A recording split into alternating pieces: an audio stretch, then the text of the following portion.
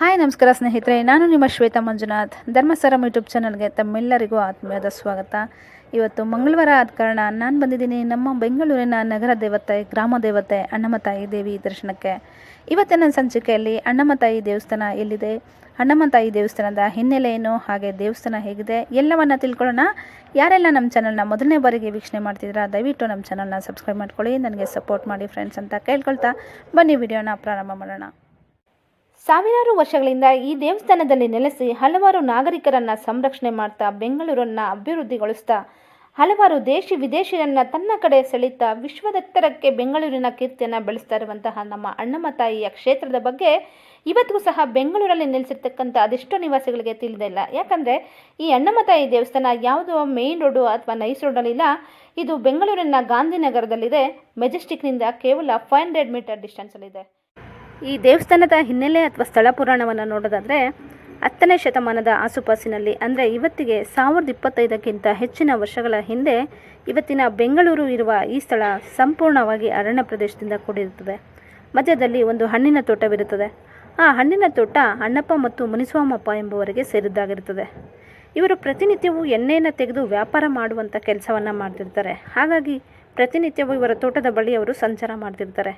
ಹೀಗೆ ಒಮ್ಮೆ ಅವರು ಅವರ ತೋಟದ ಬಳಿ ನಡೆದುಕೊಂಡು ಹೋಗ್ತಿರುವಾಗ ಅವರಿಗೆ ಯಾವುದೋ ಒಂದು ಹೆಣ್ಣಿನ ಅಶರೀರವಾದಿ ವಾಣಿ ಕೇಳುತ್ತದೆ. ಇದನ್ನು ಕೇಳಿದಂಥ ಇವರು ದಿಗ್ಭ್ರಾಂತರಾಗಿ ತಮ್ಮ ಹಿರಿಯರ ಬಳಿ ಹೋಗಿ ಹೇಳ್ತಾರೆ. ಆಗ ಅವರ ಹಿರಿಯರು, ನಿಮಗೆ ನಾಳೆಯೂ ಸಹ ಇದೇ ರೀತಿ ಅಶರೀರವಾದ ವಾಣಿ ಕೇಳಿದರೆ ನೀನು ಯಾರು ಎಂಬುದನ್ನು ಸ್ಪಷ್ಟವಾಗಿ ನಮಗೆ ತಿಳಿಸಿ, ಇಲ್ಲಾಂದರೆ ನಮಗೆ ಗೊತ್ತಾಗೋದಿಲ್ಲ ಅಂತ ಧೈರ್ಯವಾಗಿ ಕೇಳಿ ಅಂತ ಹೇಳ್ತಾರೆ. ಸರಿ, ನಾಳೆ ಕೇಳೋಣ ಅಂತೇಳ್ಬಿಟ್ಟು ಅವತ್ತಿನ ರಾತ್ರಿ ಅವರು ನಿದ್ರೆಗೆ ಜಾರ್ತಾರೆ. ಆಗ ಅವರಿಗೆ ಅಣ್ಣಮ್ಮ ದೇವಿ ಸ್ವಪ್ನದಲ್ಲಿ ಹೋಗಿ, ನಾನು ಮತ್ತು ನನ್ನ ಅಕ್ಕ ತಂಗಿಯರು 7 ಜನ ಸಪ್ತ ಮಾತೃಕೆಯರು 7 ಕಲ್ಲುಗಳ ರೂಪದಲ್ಲಿ ನಿಮ್ಮ ಜಮೀನಿನಲ್ಲಿ ಉದ್ಭವ ಆಗ್ತೀವಿ. ನಮಗೆ ನೀವು ದೇವಸ್ಥಾನವನ್ನು ಕಟ್ಟಿ ಪೂಜೆ ಪುನಸ್ಕಾರಗಳನ್ನು ಮಾಡಿ ನಿಮ್ಮ ವಂಶ ಹಾಗೆ ಈ ಪ್ರದೇಶವನ್ನು ನಾವು ಅಭಿವೃದ್ಧಿಗೊಳಿಸ್ತೀವಿ, ಸಂರಕ್ಷಣೆ ಮಾಡ್ತೀವಿ ಅಂತೇಳಿ ಅಮ್ಮ ಅವರಿಗೆ ವಾಗ್ದಾನವನ್ನು ಮಾಡ್ತಾರೆ. ಆ ಪ್ರಕಾರವಾಗಿ ಅವರು ಹೋಗಿ ಅವರ ಜಮೀನಿನಲ್ಲಿ ನೋಡಿದಾಗ 7 ಕಲ್ಲುಗಳ ರೂಪದಲ್ಲಿ ಅಮ್ಮ ಅಣ್ಣಮ್ಮ ದೇವಿ ಹಾಗೆ ಅವರ ಅಕ್ಕ ತಂಗಿಯರು ಸಪ್ತ ಮಾತೃಕೆಯರಾಗಿ ಉದ್ಭವ ಆಗಿರ್ತಾರೆ.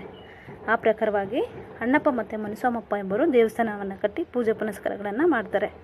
ಈ ಹಣ್ಣಿನ ತೋಟದಲ್ಲಿ ಈ ದೇವಾಲಯದಲ್ಲಿ 20ಕ್ಕಿಂತ ಹೆಚ್ಚಿನ ಅಣ್ಣಮ್ಮ ದೇವಿಯ ಉತ್ಸವ ಮೂರ್ತಿಗಳಿದ್ದು ಬೆಂಗಳೂರಿನ ಪ್ರತಿ ವಾರ್ಡ್, ಪ್ರತಿ ಏರಿಯಾಗಳಲ್ಲೂ ಸಹ ಅಣ್ಣಮ್ಮನನ್ನು ಕೂರಿಸಿ ಮೆರವಣಿಗೆ ಮಾಡಿ ಅದ್ಧೂರಿಯಾಗಿ ಪೂಜೆ ಪುನಸ್ಕಾರಗಳನ್ನು, ಬಲಿದಾನಗಳನ್ನು, ಅನ್ನದಾನಗಳನ್ನು ಮಾಡಿ ಅಮ್ಮನನ್ನು ಸಂತೃಪ್ತಿಗೊಳಿಸ್ತಾರೆ. ಯಾಕಂದರೆ ಅವರ ಏರಿಯಾಗಳನ್ನು ಅಣ್ಣಮ್ಮ ತಾಯಿ ಸಂರಕ್ಷಣೆ ಮಾಡ್ತಾರೆ ಅಂತ. ಬೆಂಗಳೂರಷ್ಟೇ ಅಲ್ಲ, ಬೆಂಗಳೂರಿನ ಹೊರವಲಯದಲ್ಲೂ ಸಹ ಅಣ್ಣಮ್ಮ ತಾಯಿಯನ್ನು ತೆಗೆದುಕೊಂಡು ಹೋಗಿ ಪೂಜೆ ಮಾಡೋದನ್ನು ನಾವು ಇವತ್ತಿನ ದಿನಗಳಲ್ಲಿ ಗಮನಿಸ್ಬೋದು. ಅಣ್ಣಮ್ಮ ದೇವಿಗೆ ಪುಟಾಣಿ ಮಕ್ಕಳಂದರೆ ಬಹಳಷ್ಟು ಪ್ರೀತಿನಂತೆ. ಹಾಗಾಗಿ ಬೆಂಗಳೂರಿನ ಬಹುತೇಕ ತಂದೆ ತಾಯಿಯರು ಅವರ ಮಕ್ಕಳನ್ನು ಅಮ್ಮನ ಬಳಿ ಕರೆದುಕೊಂಡು ಹೋಗಿ ಪೂಜೆಯನ್ನು ಮಾಡಿಸಿ ಆಶೀರ್ವಾದವನ್ನು ಕೊಡಿಸ್ತಾರೆ. ಅದಲ್ಲದೆ ನವಜಾತ ಶಿಶುಗಳು, ಅಂದರೆ 3 ತಿಂಗಳಿಗಿಂತ ಒಳಗಡೆ ಇರುವ ಮಕ್ಕಳು, 11 ದಿನಕ್ಕಿಂತ ಒಳಗಡೆ ಇರುವ ಮಕ್ಕಳನ್ನ, ಪುಟಾಣಿ ಮಕ್ಕಳನ್ನ ಕರ್ಕೊಂಡೋಗಿ ಅಲ್ಲೇ ತಾಯಿಗೆ ಪ್ರಥಮ ಪೂಜೆಯನ್ನು ಮಾಡಿಸ್ತಾರೆ. ಯಾಕಂದರೆ ಅವರ ಜೀವನದಲ್ಲಿ ಯಾವುದೇ ರೀತಿಯ ಸಮಸ್ಯೆಗಳು ಬಂದರೂ ಅಮ್ಮ ಅವರ ಬೆನ್ನಿಗೆ ನಿಲ್ತಾರೆ, ಅವರಿಗೆ ಸಮಸ್ಯೆಗಳಿಗೆ ಪರಿಹಾರವನ್ನು ಕೊಡ್ತಾರೆ ಅನ್ನೋ ನಂಬಿಕೆಯಿಂದ ಅಮ್ಮನಿಗೆ ಪ್ರಥಮವಾಗಿ ಪೂಜೆಯನ್ನು ಮಾಡಿಸ್ತಾರೆ. ಎಷ್ಟೋ ಜನ ಸೆಲೆಬ್ರಿಟೀಸ್ ಸಹ ಇದನ್ನು ಫಾಲೋ ಮಾಡ್ತಿರ್ತಾರೆ, ಸಾಮಾನ್ಯ ಜನರು ಸಹ ಫಾಲೋ ಮಾಡ್ತಾರೆ. ನಿಮ್ಮಲ್ಲೂ ಪುಟಾಣಿ ಮಕ್ಕಳಿದ್ರೆ ನೀವು ಸಹ ಅಮ್ಮನ ಬಳಿ ಕರ್ಕೊಂಬಂದು ಪೂಜೆಯನ್ನು ಮಾಡಿಸಿ ಅವರಿಗೆ ಅವರ ಮುಂದಿನ ಜೀವನಕ್ಕೆ ಒಳ್ಳೆಯದಾಗುತ್ತೆ.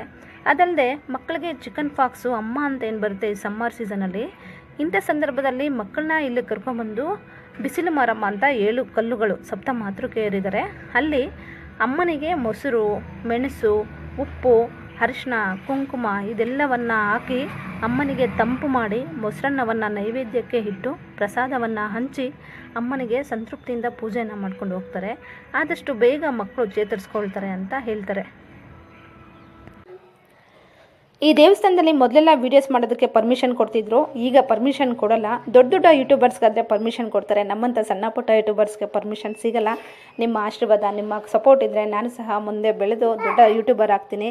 ನನಗೂ ಸಹ ಆಗ ದೇವಸ್ಥಾನಗಳಲ್ಲಿ ಪರ್ಮಿಷನ್ ಸಿಗುತ್ತೆ. ಅದಕ್ಕೆ ನಿಮ್ಮ ಸಪೋರ್ಟು, ನಿಮ್ಮ ಕೋಪ್ರೇಷನ್ ತುಂಬಾ ಇಂಪಾರ್ಟೆಂಟ್ ಸ್ನೇಹಿತರೆ. ದಯವಿಟ್ಟು ನಮ್ಮ ಚಾನಲ್ನ ಸಬ್ಸ್ಕ್ರೈಬ್ ಮಾಡಿ, ಸಪೋರ್ಟ್ ಮಾಡಿ. ವಿಡಿಯೋ ಇಷ್ಟ ಆದರೆ ಲೈಕ್ ಮಾಡಿ, ಶೇರ್ ಮಾಡಿ, ಕಮೆಂಟ್ ಮಾಡಿ. ಮತ್ತೊಂದು ವಿಡಿಯೋದಲ್ಲಿ ಮತ್ತೆ ಸಿಗೋಣ. ಅಲ್ಲಿವರೆಗೂ ಎಲ್ಲರೂ ಹುಷಾರಾಗಿರಿ. Take care. ಬಾಯ್.